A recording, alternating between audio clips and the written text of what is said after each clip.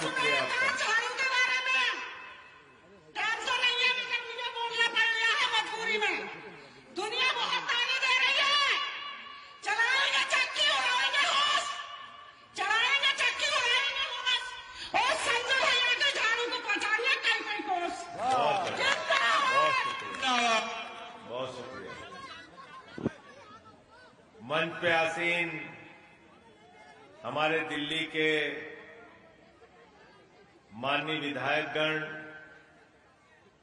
उत्तर प्रदेश के सह प्रभारी पूर्व विधायक दिलीप पांडे जी, सह प्रभारी विधायक अनिल झा जी, सह प्रभारी विधायक सुरेंद्र चौधरी सुरेंद्र जी, हमारे विधायक संजीव झा जी जो बुराड़ी से 4 बार के विधायक हैं, अखिलेश पति त्रिपाठी जी मॉडल टाउन से 3 बार के विधायक हैं, और हमारे निवर्तमान प्रदेश के अध्यक्ष भाई सवाजीत सिंह जी, निवर्तमान पार्टी के महासचिव भाई दिनेश पटेल जी, रुहेलखंड प्रांत के अध्यक्ष जिनकी अगुवाई में ये पूरी पदयात्रा चल रही है, हैदर भाई के लिए एक बार जोरदार तालियां बजा दीजिए।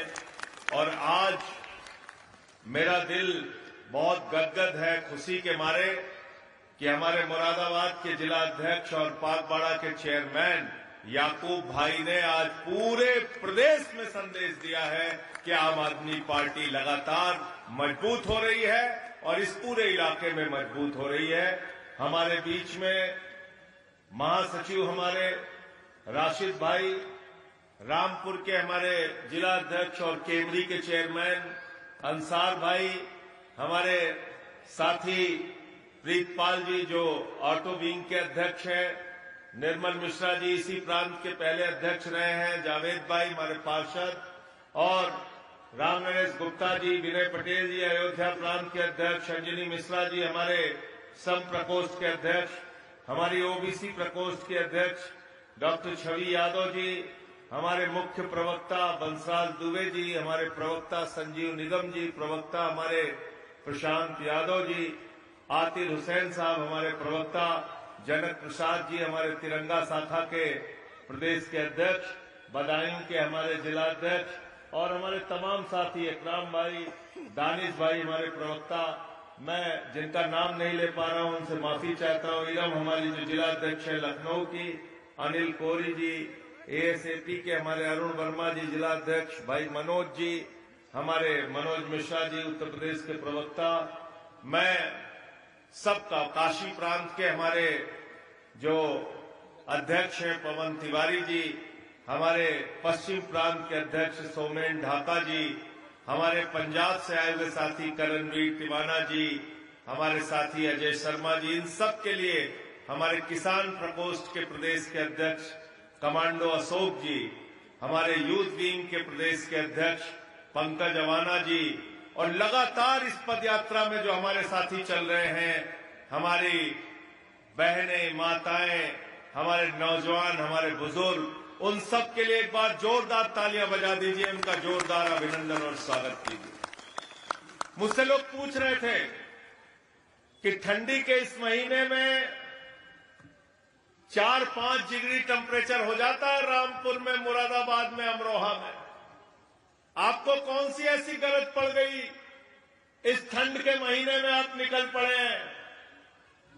तो मैंने कहा सत्ता की गर्मी अगर उतारना है तो ठंडी के महीने में पैदल तो चलना पड़ेगा। और सत्ता की गर्मी किसके दिमाग पर चढ़ी हुई है?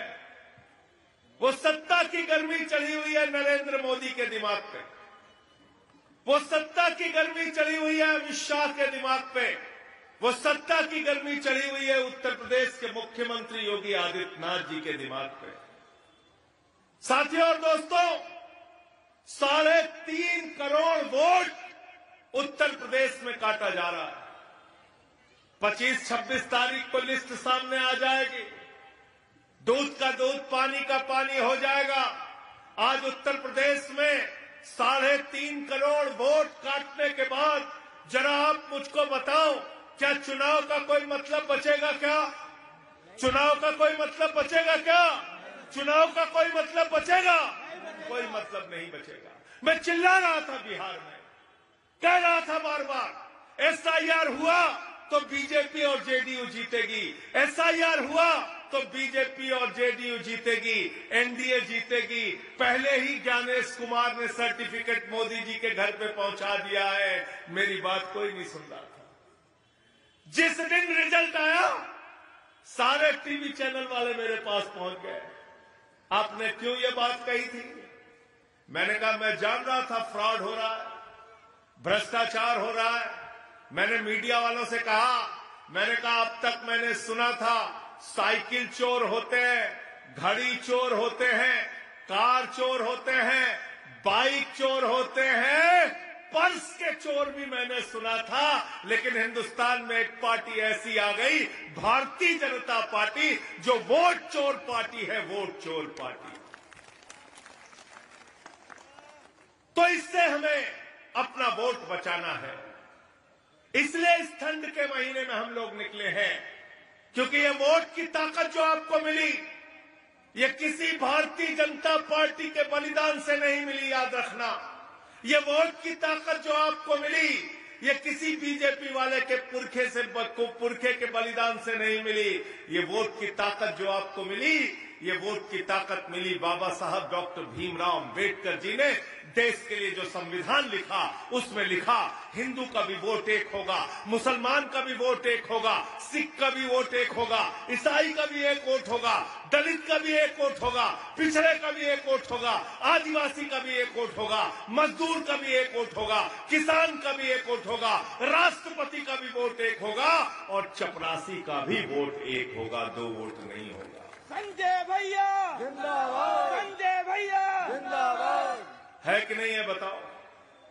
देश का प्रधानमंत्री अगर आपके आगे झुकता है तो क्यों झुकता है? क्योंकि आपके पास वोट की ताकत, क्योंकि आपके पास वोट की ताकत। देश उत्तर प्रदेश का मुख्यमंत्री अगर आपके आगे झुकता है तो क्यों झुकता है? क्योंकि आपके पास वोट की ताकत है। बड़े बड़े नेता, सांसद, विधायक, मंत्री आपके आगे झुकते हैं तो क्यों झुकते हैं? वोट की ताकत है। वोट की ताकत है।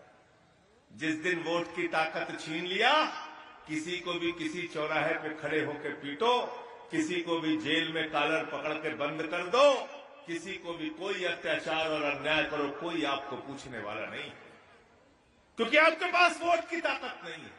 और वोट की ताकत खत्म हो गई तो आपका फ्री राशन खत्म।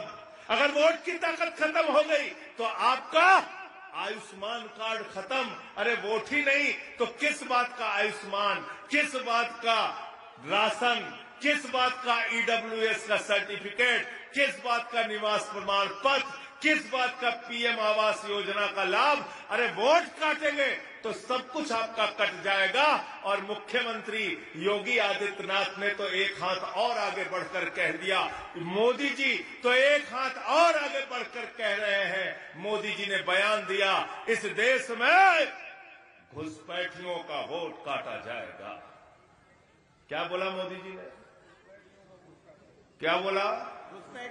घुसपैठियों का वोट काटा जाएगा।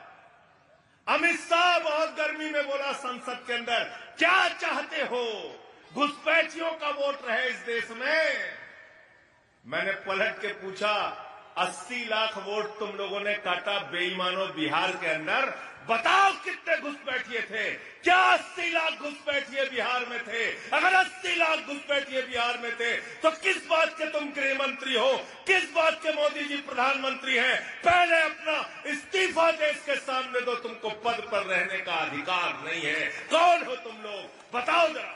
संजय भैया जिंदाबाद, जिंदाबाद, जिंदाबाद। एक झा साहब बिहार में आईएएस थे, पूरी जिंदगी उन्होंने आईएएस के रूप में नौकरी की।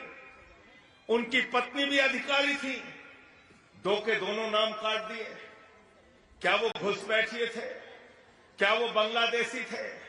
यादवों के वोट कट गए, क्या वो बांग्लादेशी थे? दलितों के वोट कट गए, क्या वो बांग्लादेशी थे? माझी समाज के लोगों के वोट कट गए, पासवान समाज के लोगों के वोट कट गए, क्या वो घुसपैठिए थे? क्या वो बांग्लादेशी और रोहिंग्या हैं? और अगर 80 लाख घुसपैठिए बिहार के अंदर थे तो बताओ कहां है उनका डिटेंशन सेंटर। मैं अपनी आंखों से देखना चाहता हूं। बताओ किस डिटेंशन सेंटर में उनको रखा है तुमने। झूठी बातें करते हो आप लोग, देश में माहौल बिगाड़ने का काम करते हो। मैं बताता हूं बिहार में कितने घुसपैठिए आए थे और इसको नोट करके जाकर पूछना बीजेपी वालों से, और चुनाव आयोग का कोई अधिकारी आए तो उससे भी पूछना। बोलना कि संजय सिंह बता के गए थे पाकबाड़ा में। पूरे बिहार में एसआईआर चलाया, 8 करोड़ जनता को परेशान किया और कुल वहां पर मिले 315 बांग्लादेशी, 315 विदेशी नागरिक, बांग्लादेशी नहीं, 315 विदेशी नागरिक। उसमें मुसलमान कितने थे? मुसलमान कितने थे? 78। मुसलमान कितने थे? बाकी कितने थे? नेपाल के हिंदू। तो तुमने पूरे प्रदेश को, पूरे देश का माहौल खराब किया और मात्र मिले 315 विदेशी नागरिक। और ये कैसा घुसपैठिया है भाई, कैसा घुसपैठिया है। डॉक्टर नीरज जी बैठे हुए हैं हमारे दूसरी आजादी वाले पीछे, खड़े हो जाइए आप। ये कैसा घुसपैठिया है, जहां जहां चुनाव होता वही घुसपैठिया जाता है। झारखंड में चुनाव था, बांग्लादेशी आ गए, बांग्लादेशी आ गए, बांग्लादेशी आ गए। दिल्ली में चुनाव हुआ, बांग्लादेशी आ गए, बांग्लादेशी आ गए, बांग्लादेशी आ गए। हरियाणा में चुनाव था, बांग्लादेशी आ गए, बांग्लादेशी आ गए, बांग्लादेशी आ गए। महाराष्ट्र में चुनाव था, बांग्लादेशी आ गए, बांग्लादेशी आ गए, बांग्लादेशी आ गए। बिहार में चुनाव है, बांग्लादेशी आ गए, बांग्लादेशी आ गए, बांग्लादेशी आ गए। उत्तर प्रदेश में चुनाव है, बांग्लादेशी आ गए, बांग्लादेशी आ गए। ये कैसा बांग्लादेशी है? सिर्फ चुनाव में आता है, सिर्फ चुनाव में। न चुनाव के पहले न चुनाव के बाद, जैसे चुनाव आता है बांग्लादेशी आ जाता है, बांग्लादेशी आ जाता है। 11 साल से इस देश में कौन प्रधानमंत्री है? सबाजीत सिंह है क्या प्रधानमंत्री? नहीं। ये दिलीप पांडे गृह मंत्री है क्या? नहीं। ये संजीव झा है क्या उत्तर प्रदेश के मुख्यमंत्री? तो बेईमानो, 11 साल से तुम्हारी सरकार है। जितने बांग्लादेशी पाकिस्तानी थे उनको क्यों नहीं तुमने बताया अब तक? क्यों नहीं बताया? इंतजार कर रहे थे कि चुनाव आएगा तो देश का माहौल बिगाड़ेंगे, उत्तर प्रदेश का माहौल बिगाड़ेंगे।